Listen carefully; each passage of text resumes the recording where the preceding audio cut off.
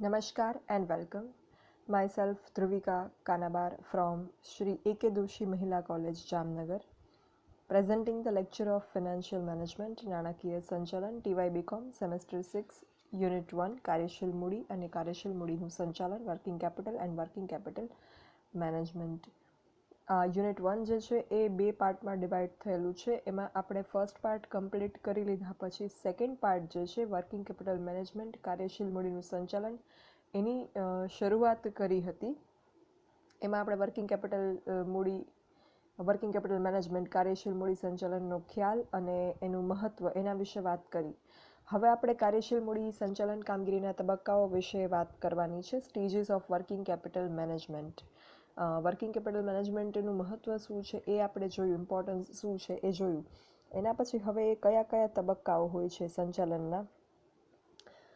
જેવી રીતે તમે FYમાં બોમ્બમાં business organisation and management subject જો તમારે આવતો, એમાં તમે જનરલ મેનેજમેન્ટ સંચાલનના તબક્કાઓ જે છે એ શીખ્યા હતા. અહીંયા આપણે પર્ટિક્યુલરલી કાર્યશીલ મૂડી સંચાલનની કામગીરીના તબક્કા કયા હોય એ શીખવાનું છે. ફર્સ્ટ સ્ટેપ છે, તબક્કો છે, ફેઝ છે કે સ્ટેજ છે, એ છે કાર્યશીલ મૂડીની જરૂરિયાત અંદાજવી. એનું સંચાલન કરવાનું સૌથી પહેલું એ કે કેટલી આપણે જરૂર છે કાર્યશીલ મૂડીની, એની જરૂરિયાત અંદાજવી. કાર્યશીલ મૂડીની જરૂરિયાતને અસર કરતા પરિબળો અને કાર્યશીલ મૂડીનો અંદાજ, એસ્ટિમેશન ઓફ વર્કિંગ કેપિટલ અને factors determining working capital requirement, આ બંને ટોપિક આપણે ડિસ્કસ કરેલા છે. એ ટોપિક તમને અગર સમજાઈ ગયા હશે તો આ પોઈન્ટ બહુ જ સિમ્પલ છે તમારા માટે સમજવો. કાર્યશીલ મૂડીની જરૂરિયાત જે છે એ અંદાજવી બહુ જ અગત્યની છે. બિકોઝ અગર જરૂરિયાત કરતાં વધારે કે ઓછી કાર્યશીલ મૂડીની માત્રા હશે તો એ જે છે એ એકમ માટે નુકસાનકારક સાબિત થશે. કાર્યશીલ મૂડીનું પૂરતું પ્રમાણ હોવું જરૂરી છે. અગર પ્રમાણ પૂરતું હશે તો લેણદારોને આપણે સમયસર નાણાં ચૂકવી શકીશું અને એમનો વિશ્વાસ પ્રાપ્ત કરી શકીશું. અને અગર આ અંદાજ કાર્યશીલ મૂડીની જરૂરિયાતનો ખોટો હશે અને મૂડી અપૂરતી કે વધારે હશે જરૂર કરતાં, તો એના પરિણામો જે છે એ યોગ્ય નહીં હોય. અગર અપૂરતી મૂડી હશે જરૂરિયાત કરતાં તો શું થશે કે આપણે નાણાંની ખેંચ વર્તાશે, એકમમાં સ્કેર્સિટી ઓફ ફિનાન્સ થશે અને આપણે સમયસર આપણી જવાબદારીઓ પૂરી નહીં કરી શકીએ અને એના કારણે આપણી એકમની પ્રતિષ્ઠાને હાનિ પહોંચશે. અને અગર એકમમાં જરૂરિયાત કરતાં વધારે મૂડી હશે તો શું થશે કે નાણાં જે છે એ જરૂરિયાત કરતાં વધારે હોવાના કારણે ફાજલ પડ્યા રહેશે, એટલે એનો બગાડ થવાની શક્યતા રહેશે અને એના ઉપર આપણે ખર્ચ પણ ચડશે. એટલે સંચાલનમાં ધંધાનું કદ, સ્વરૂપ, જરૂરિયાત, ઉધાર વેચાણની નીતિ શું છે. ઉધાર વેચાણની નીતિ એટલે ક્રેડિટ સેલ્સ પોલિસી, મતલબ આપણે કેવા ગ્રાહકોને આપણે ઉધાર વેચાણ કરીએ છીએ એના માટેના ધારાધોરણો શું છે. ઉધાર વેચાણ જે ગ્રાહકને મળે છે એની વસૂલાતના દિવસોનું ધારાધોરણ શું છે. એ નીતિ જે છે એ નફાનો ગાળો, ઉત્પાદન પ્રક્રિયાનો સમયગાળો, ઉત્પાદનની થઈ જાય ત્યારથી લઈને વેચાણ સુધીનો સમયગાળો, આ બધા જ પરિબળો ધ્યાને લેવા જરૂરી છે. જનરલી એક્સપર્ટ્સનું માનવું એવું છે કે ચાલુ મિલકત અને ચાલુ જવાબદારી વચ્ચે 2:1 પ્રમાણ હોવું જોઈએ. આ વસ્તુ આપણે એસ્ટિમેશન ઓફ વર્કિંગ કેપિટલ, કાર્યશીલ મૂડીના અંદાજના ટોપિકનું ડિસ્કશન કર્યું ત્યારે પણ વાત કરી હતી કે 2:1 પ્રમાણ જે છે એ સૂચવેલું છે એક્સપર્ટ્સે, નિષ્ણાંતોએ, ચાલુ મિલકત અને ચાલુ જવાબદારીનો. મતલબ કે ચાલુ જવાબદારી કરતાં ચાલુ મિલકત ડબલ હોવા જોઈએ. બટ છતાં પણ આ જે પ્રમાણ છે સર્વસામાન્ય નથી, યુનિવર્સલ મેઝરમેન્ટ નથી. ડિફરન્ટ ટાઈપની ઇન્ડસ્ટ્રીઝમાં, વિવિધ ઉદ્યોગોમાં આ પ્રમાણ જે છે એ વધતું ઓછું હોઈ શકે અને આ પ્રમાણ જાળવી રાખવાથી જે છે એ મુશ્કેલીના સમયમાં અથવા તો જરૂર પડીએ ચાલુ મિલકતોને રોકડમાં રૂપાંતર કરી અને જવાબદારીઓ જે છે એ અદા કરી શકાય. એટલે આ પ્રકારનું પ્રમાણ 2:1 રાખેલું છે. એના પછીનો કાર્યશીલ મૂડી સંચાલનની કામગીરીનો તબક્કો બીજો, ફેઝ 2, સ્ટેજ 2, સ્ટેપ 2, એ છે કાર્યશીલ મૂડીના પ્રાપ્તિ સ્થાનની પસંદગી કરવી. ક્યાંથી આપણને કાર્યશીલ મૂડી મળશે, જરૂરિયાત અંદાજી લીધી, આપણે કેટલી જરૂર પડશે એ ખબર પડી, હવે આપણે આ મળશે ક્યાંથી, તો એના માટે જે છે એ આપણે પ્રાપ્તિ સ્થાનોની યાદી તૈયાર કરવી પડશે કે સોર્સિસ ઓફ ફિનાન્સ જે છે, સોર્સિસ ઓફ વર્કિંગ કેપિટલ છે એ કયા કયા છે, એનું એક લિસ્ટ તૈયાર કરવું પડશે. પછી એમાં પ્રાપ્તિ સ્થાનો જે છે એનો સંચાલનનો ખર્ચ, એની નફાકારકતા, ચૂકવણીનો સમયગાળો, જવાબદારીનું પ્રમાણ, આ બધા વ્યૂ પોઈન્ટને ધ્યાનમાં રાખી અને પ્રાપ્તિ સ્થાનની પસંદગી કરવામાં આવશે અવેલેબલ ઓપ્શન્સમાંથી. આપણે આગળના સેમેસ્ટરમાં આ પ્રાપ્તિ સ્થાનો વિશે ડિટેલમાં વાત કરી છે. આ વખતનો એ પોઈન્ટ છે મેં તમને સેલ્ફ સ્ટડી માટે આપેલો છે. એ પ્રાપ્તિ સ્થાનોમાં વેપારી બેંકો, જાહેર થાપણો, શરાફો, આંતરિક પ્રાપ્તિ સ્થાનો, આ બધી સ્થાનોની પ્રાપ્તિ સ્થાનોનો સમાવેશ થાય છે. તો આ જે પ્રાપ્તિ સ્થાન છે એનું આપણે સ્વોટ એનાલિસિસ એક કાઇન્ડનું કરશું એમ કહી શકાય કે દરેક પ્રાપ્તિ સ્થાનની સ્ટ્રેન્થ, વીકનેસ, ઓપોર્ચ્યુનિટી અને થ્રેટ છે એ આપણે ચકાસીશું અને એમાંથી જે બેસ્ટ ઓપ્શન આપણા માટે હશે એમાંથી આપણે કાર્યશીલ મૂડી મેળવવાનો પ્રયત્ન કરશું.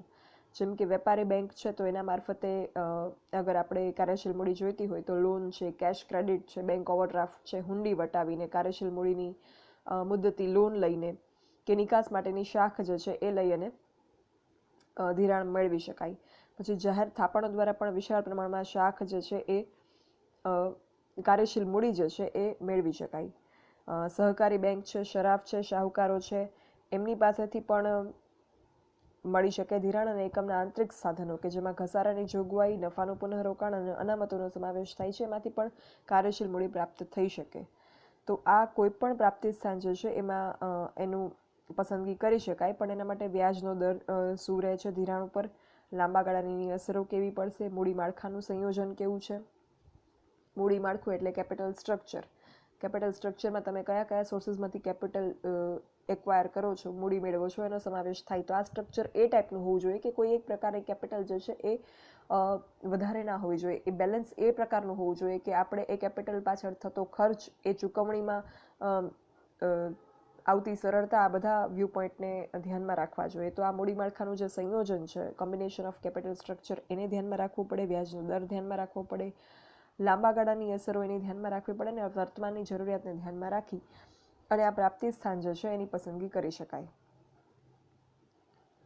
એના પછીનો પોઈન્ટ છે કાર્યશીલ મૂડી પ્રાપ્ત કરવી. હવે પ્રાપ્તિ સ્થાનની પસંદગી થઈ ગઈ, હવે આપણે એકચ્યુઅલમાં આ કાર્યશીલ મૂડી જે છે એ પ્રાપ્ત કરવાની થશે. એટલે એના માટે જે વહીવટી પ્રક્રિયા છે, જે એડમિનિસ્ટ્રેટિવ પ્રોસિજર છે એ આપણે ફોલો કરવાની રહેશે. સપોઝ આપણે બેંકમાંથી પ્રાપ્તિ સ્થાન જો છે બેંક નક્કી કર્યું, તો એના માટે આપણે લોન લેવી હોય તો લોન માટેની પ્રોસિજર કરવી પડે, ફોર્મ ભરવું પડે, પછી લોન જે છે એ સેન્કશન થવી જોઈએ, મંજૂર થવી જોઈએ, આ પ્રોસિજર જે છે એ કરવી પડે. જરૂરી સમયે નાણાં જે છે આપણને મળી રહે એના માટે આ વહીવટી કાર્યવાહી જે છે એ કરવાની થાય. નહીંતર ઘણી વખત શું થાય કે અમુક પ્રાપ્તિ સ્થાનમાંથી નાણાં જે છે એ મેળવવાનું આપણે વિચારેલું હોય, ધારેલું હોય, પણ આગળ આપણે પ્રોસેસ કરીએ ત્યારે ખ્યાલ આવે કે આ શક્ય નથી, આ પ્રાપ્તિ સ્થાનમાંથી આપણને નાણાં મળવા. કોઈ એવી કન્ડિશન્સ હોય, શરતો હોય એના લીધે થઈને. તો એવા સંજોગોમાં આપણે તરત જ અન્ય પ્રાપ્તિ સ્થાનનો ઉપયોગ કરી અને સમયસર નિર્ણય લઈ શકીએ અને નાણાંની તંગીમાંથી આપણા એકમને બચાવી શકીએ અને એનાથી થતા નુકસાનમાંથી આપણે એકમને જે છે એ બચાવી શકીએ. એના માટે આ પ્રોસિજર જે છે એ યોગ્ય રીતે થવી અને સમયસર થવી જરૂરી છે. એના પછીનો પોઈન્ટ છે ચાલુ મિલકતોમાં રોકાણ કરવું. હવે આપણે કાર્યશીલ મૂડી પ્રાપ્ત થઈ ગઈ, હવે આપણે એ કાર્યશીલ મૂડીનું શું કરશું? કાર્યશીલ મૂડી ભંડોળ જે પ્રાપ્ત કર્યું એનું આપણે રોકાણ કરવાનું છે. તો આ રોકાણ કરવાનું કાર્ય પણ નાણાં સંચાલનમાં સમાવિષ્ટ થાય છે. તો આ રોકાણ એટલે કાર્યશીલ મૂડીની ફાળવણી. અલગ અલગ ચાલુ મિલકતોમાં રોકાણ એટલે એલોકેશન ઓફ વર્કિંગ કેપિટલ. તો એ રોકાણ કાચા માલમાં, પરચુરણ સાધનો હોય, કારણ કે એમાં પરચુરણ સાધનો જ આવશે. જે મોટા સાધનો છે એ તો આપણે પ્લાન્ટ યંત્રમાં એટલે કે ફિક્સ કેપિટલમાં, સ્થિર મૂડીમાં ઇન્ક્લુડ કરીએ છીએ. તો કાર્યશીલ મૂડીના ફાળવણીમાં જ્યારે આપણે વાત કરીએ રોકાણની, ત્યારે કાચો માલ, પરચુરણ સાધનો, મજૂરી છે, ઉત્પાદન ખર્ચા છે, વેચાણ ખર્ચા છે, આ બધા પ્રકારની જે ચાલુ મિલકતો છે એમાં આપણે રોકાણ કરવાનું જરૂરી હોય ત્યાં કરી શકાય. અને સંચાલનની જે નાણાં નીતિ છે, મેનેજમેન્ટની જે ફિનાન્સ પોલિસી છે, એના સૂચન મુજબ, એના સજેશન્સ મુજબ જેટલું જે મિલકતમાં રોકાણ યોગ્ય હોય એ મુજબ થવું જોઈએ. અને કાર્યશીલ મૂડીનું જે ચક્ર છે, આપણે જે ચક્રની વાત કરી હતી, એ ચાલુ રહે એટલા માટે રોકાણ જે છે એ યોગ્ય રીતે થવું જરૂરી છે. અગર એ નહીં થાય તો કાર્યશીલ મૂડીનું ચક્ર જે છે એ ચાલશે નહીં અને કાર્યશીલ મૂડીનું રોકડમાં રૂપાંતર જે છે એનું આખો જે એક સાયકલ છે એ યોગ્ય રીતે નહીં ચાલે અને જેનાથી એકમને નુકસાન થશે. એના પછી ચક્રાકાર પ્રવાહની જાળવણી. ચાલુ મિલકત જે છે એ ધંધાની તરતી અને ફરતી મૂડી છે, લિક્વિડ કેપિટલ છે. એને તરત જ તમે રોકડમાં રૂપાંતરિત કરી શકો, સ્થગિત નથી, ફિક્સ નથી. તો આ એક સ્વરૂપમાંથી કાર્યશીલ મૂડી બીજા સ્વરૂપમાં રૂપાંતરિત થતી રહેવી જોઈએ. જે આપણે ચક્ર શીખેલું હતું તમને એક વખત રિમાઇન્ડ કરાવી દઉં. ચક્રનું આપણે બહુ બધી વખત ડિસ્કશન કર્યું.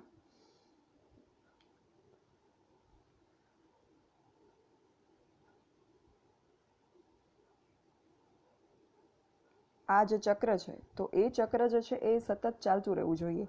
આ ચક્રમાં તમે ટોપ બોટમ કોર્નરમાં જુઓ તો રોકડ લખેલું છે, સૌથી નીચે રોકડ લખેલું છે. પછી તમે લેફ્ટ સાઈડે જે છે એ મૂવ કરો, ડાબી બાજુ આપણે આગળ ચાલીએ તો રોકડનું થાય છે કાચા માલમાં રૂપાંતર.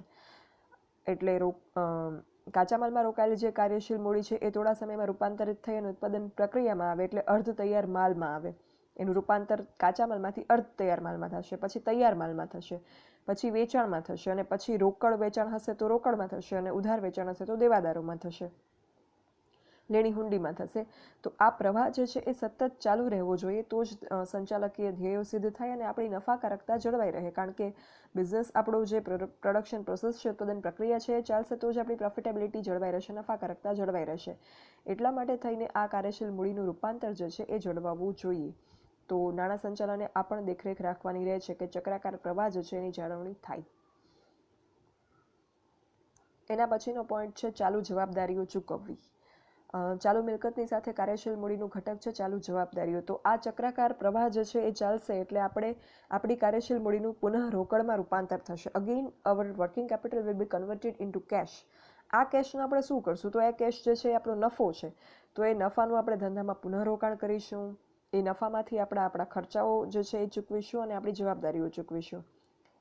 તો આ જે નફો છે, કાર્યશીલ મૂડીમાંથી રૂપાંતરિત થયેલી રોકડ છે, એને આપણે બેંકમાંથી અગર આપણે લોન લીધી હશે જે તે સમયે, તો એ આપણે લોનના હપ્તા ચૂકવવાના રહેશે. કાચા માલની અગર આપણે ઉધાર ખરીદી કરી હશે તો એ ચૂકવવાનું થશે. વેચાણ થાય એટલે તરત જ આ બધી ચોકસાઈ અગર ચાલુ જવાબદારીઓ ચૂકવવાની ન જળવાય, સમયસર દેવાઓ આપણે ન ચૂકવીએ તો શું થશે કે આપણી શાખ જે છે એ બજારમાં રહેશે નહીં, શાખ જોખમાશે. આપણા જે લેણદારો છે જેમણે આપણને કાચો માલ કે કંઈ પણ સામગ્રી કે સાધનો ઉધાર આપેલા છે, શાખ પર આપેલા છે, એવા આપણા લેણદારોનો વિશ્વાસ આપણા એકમમાં રહેશે નહીં અને ભવિષ્યમાં આપણને ઉધાર મળશે નહીં. તો આપણું જે આખું મેનેજમેન્ટ છે, ફિનાન્સ મેનેજમેન્ટ, એ બગડી જશે. એટલે એ ન થાય એના માટે ચાલુ જવાબદારી સમયસર ચૂકવાઈ જાય એ પણ બહુ જ અગત્યનું છે અને એ પણ કાર્યશીલ મૂડી સંચાલનનો એક ભાગ છે.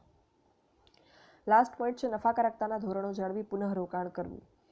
આપણી જે કાર્યશીલ મૂડીનું રોકડમાં રૂપાંતર થયું છે એ આપણા નફાનો હિસ્સો છે. તો આ કાર્યશીલ મૂડીમાં નફાકારકતાના ધોરણો જળવાઈ રહે અને નફાનું પુનઃરોકાણ યોગ્ય સ્વરૂપમાં થાય એ નિર્ણય જે છે એ સંચાલકે કરવાનો છે. માલસ્ટોક છે, સાધન છે, માનવ સંસાધન એટલે કે આપણા કર્મચારીઓ અને મજૂરો છે, અને રોકાણો જે છે, જ્યાં સલામત લાગે વિકાસની જેટલી જરૂર હોય એ બાબતમાં આપણા નફાનું પુનઃરોકાણ જે છે એ થવું જોઈએ. જે ફિનાન્સ મેનેજર છે એણે આ નિર્ણય લેવાનો હોય છે. તો આ નિર્ણયકરણની સરળતા અને એકરૂપતા માટે અમુક બાબતો ધ્યાનમાં લેવી પડે. નાણાં નીતિ, આપણી ફિનાન્સ પોલિસી ધ્યાનમાં લેવી પડે, જેમાં વેચાણ અંગે નિર્ણયો લેવાના હોય કે રોકડ વેચાણ રાખશું કે ઉધાર વેચાણ. ઉધાર વેચાણ હશે તો કેટલો સમયગાળામાં આપણે વસૂલાત કરીશું નાણાંની. લેણદારો જે આપણા છે, જેમની પાસેથી આપણે કંઈક ઉધાર મેળવેલું છે, ક્રેડિટર્સ આપણા, એમને નાણાં ચૂકવવાની નીતિ. કર્મચારીઓને વેતન અને અન્ય જે પણ એમની આવકો હોય એ ચૂકવવાની નીતિ. ખર્ચના ધોરણો, ઉત્પાદનની આપણી પડતર એટલે કે કોસ્ટ ઓફ પ્રોડક્શન, આ અંગેની નીતિ. આ બધી જ બાબતો જે છે એ આપણા મૂડી સંચાલનને સફળ બનાવવામાં સહાયભૂત નીવડે છે. સો અહીંયા આપણું કાર્યશીલ મૂડી સંચાલનના કામગીરીના તબક્કાનો point, ફેઝિસ, stages or steps of working capital management process, આ પોઈન્ટ જે છે એ આપણો પૂરો થાય છે. હવે આપણે નેક્સ્ટ કાર્યશીલ મૂડી સંચાલનના પ્રશ્નો અને એના સિદ્ધાંતો અંગેની ચર્ચા કરીશું. Thank you. For any doubts or queries you can write me on this mail dbk.dhruvika@gmail.com. Thank you.